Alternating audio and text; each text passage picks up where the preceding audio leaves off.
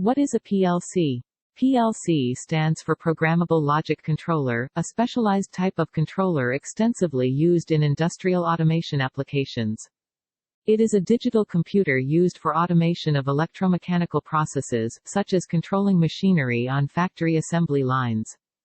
PLCs are designed to be easily programmed and monitored, and can be used to control a wide variety of processes, from simple on-off operations to complex motion control and process control.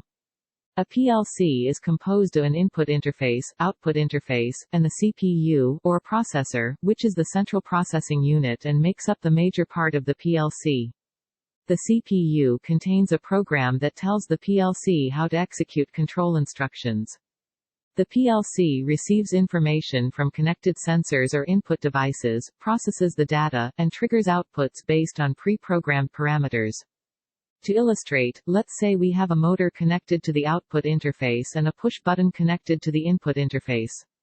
If we want the motor to be activated when the button is pressed, we write a program and inject it into the CPU. When the button is pressed, an electrical signal is sent to the PLC's input interface, which then transmits the signal to the CPU. The CPU processes the data and sends a signal to the output interface to activate the motor.